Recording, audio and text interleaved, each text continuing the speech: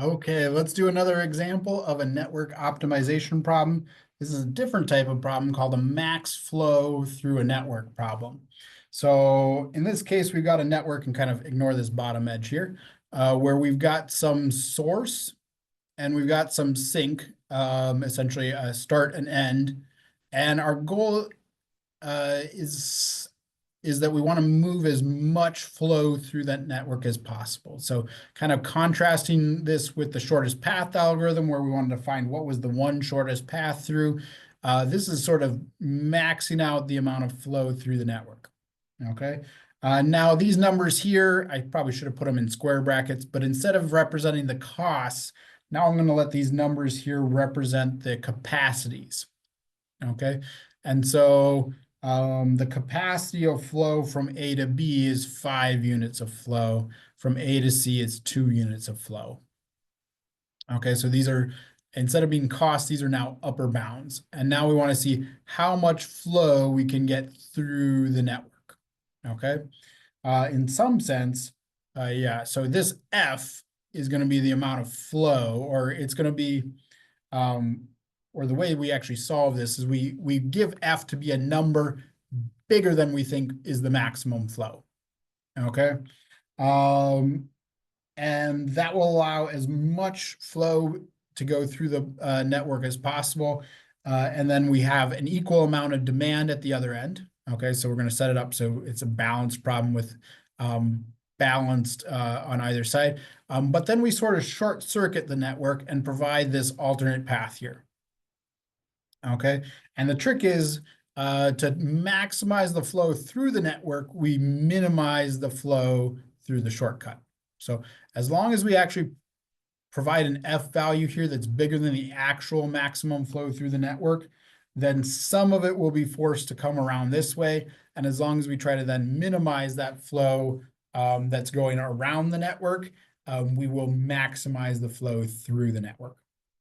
Okay, so whereas all these have capacities, I put this one as having an infinite capacity there, but it has some cost, and actually doesn't really matter what you put as the cost.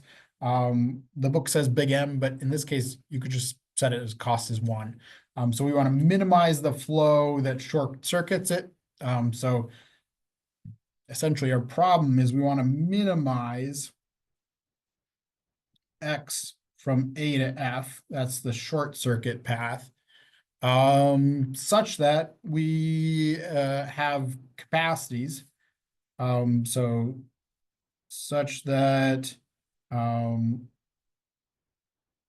say Xij.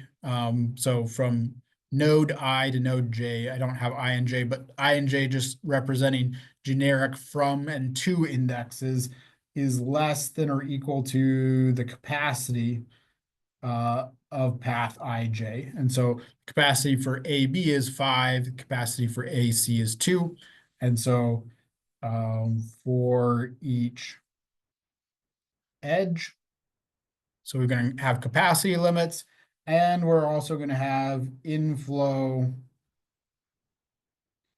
equals outflow for each node. Okay.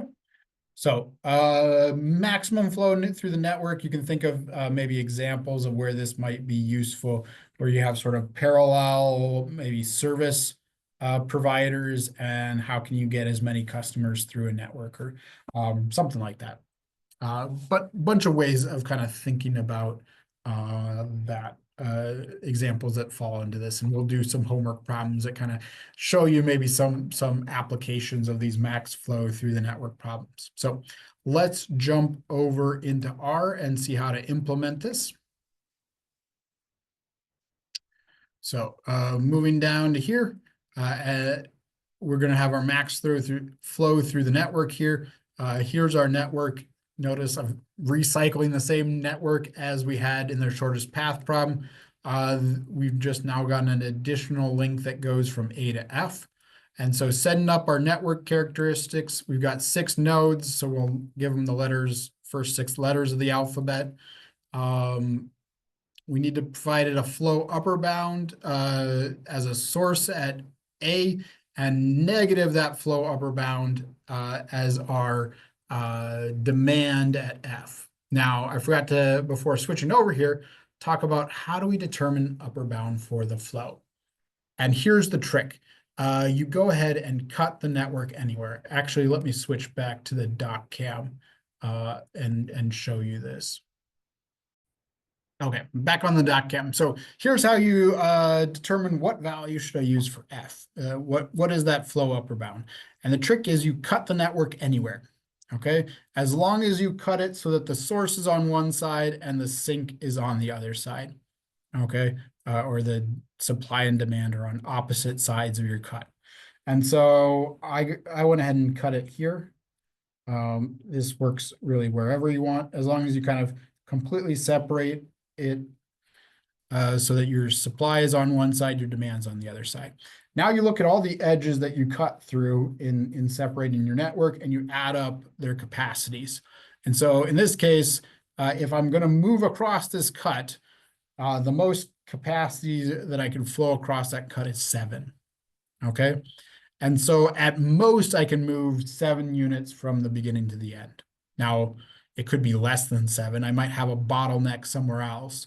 It turns out that actually 7 is the maximum flow for this network. But I could do the same thing. I could have cut over here and I would have gotten an upper bound of 6 plus 3 is 9. Okay. Either of these will work for upper bounds because they're both going to be larger, greater than or equal to the amount of flow through the network. So when you cut, you want to cut it so that the supply is on one side and the demand is on the other side, and everything except for this short circuit gets cut off. Okay. So you could even have cut right through the middle. We would have gotten a much higher upper bound of 3 plus 4 plus 7 plus 8, 22. Also would have worked as an upper bound. So in this case, I went and used, so use F equals 7 in this case from this cut. Okay, let's switch back to the code. Okay, so back at the code, I set flow upper bound to be 7, and that's being supplied at node A and its demand at node F. All the connections are the same except for I added an edge between A and F. The cost for all the original edges in the network are 0. There's no cost along them, but there is a capacity along them. The shortcut edge or the short circuit edge that goes from A to F, I gave that a cost of 1. As long as you give it some positive number of cost, it will try to minimize the amount flowing through the short circuit. Okay. My lower bounds are all 0. My upper bounds are given here. I found out that it doesn't actually like you giving an upper bound of infinity. So we'll kind of, I'll show you what to do with that in a little bit. So then that's kind of my network setup. Here I'm going to go ahead and add my variables. And yeah, so the variables are the same as before. I'm going to have a flow variable for each of the edges. My objective, I actually left it the same as before. So it really is minimizing just that last edge. But one way to do that is just multiply all the other edges by 0. So I've essentially replicated 8 zeros for all the other edges and just a 1 for the last edge there, which is the short circuit. My flow constraints of inflow plus supply is equal to outflow. And because it's a balanced problem, I can apply that to every node in the network. And then the easiest way to do the upper bounds was to do inequalities is what I found out, and actually add them as constraints. As long as your problem's not too, this might not be the most efficient for the solver, but for small problems, efficiency really doesn't matter. So we've got flow along that edge is less than or equal to that edge's upper bound. And that's how I put in all those upper bounds, and that one played nicely with infinity. If you tried to put infinity in the variable upper bounds, either with add variable or set bound, it didn't like it. So from there, we can go ahead and solve it, and I'll kind of talk through what the solution tells us. So the solution tells us how many units of flow we move through each edge in order to reach our max flow. Okay. And then our objective ended up being 0. So we ended up getting it down to 0 units of flow through the shortcut. So looking at this, we've got 5 units flowing from A to B, which is all the 5 units that could flow from A to B. This edge is sort of at capacity. This edge is at capacity. But we notice from B to E, we could have up to 4 units of flow, but we're actually only sending 2 units of flow. Similarly, here we could have up to 7 units of flow, but we're only sending 2. One thing I'll note is that solutions to max flow problems usually are not unique. There's usually multiple ways to flow things through the network that will still give you the same amount of total flow. And in this problem, because our sort of max flow amount ended up being 7, as long as we're pushing 5 along here and 2 along here, there's a lot of different ways we could take those 5 and 2 units and move them through the kind of second layer of our network here, and the third layer as well. So we can kind of shuffle things around a decent amount and still get those 7 units of flow through. How do I know that it's 7 units of flow? Well, I put the flow upper bound at 7. The shortcut get from A to F gets 0. And so 7 minus 0 is 7. And so 7 actually is our flow upper bound. What's interesting, if I put in a number bigger than 7 here, such as if I had cut over here and said, okay, my upper bound is 9, because I got 6 plus 3. And if I put 9 in there and rerun this, I'll get 2 units of flow flowing through from A to F.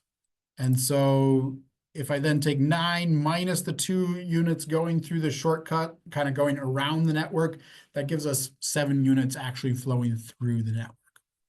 Okay. And if you kind of look carefully at this, it might actually be the same solution, but if you run this maybe with slightly different upper bounds, you'll actually see that maybe some of the flows change slightly. So I think I ran it with 22 yesterday. And I got slightly different flows. So now with 22, 15 units are moving around the network. That's the minimum amount that we can have going through the shortcut when we have 20 units, 22 units of flow through, but 22 minus 15 still gets us back to the 7 units. And so maximum flow problems will tell you what is the maximum throughput for that network, and it will give you a solution that gives you that amount of flow through. It might not be the only solution that gets you that much flow through. Okay, that's it for this example of a max flow through the network problem.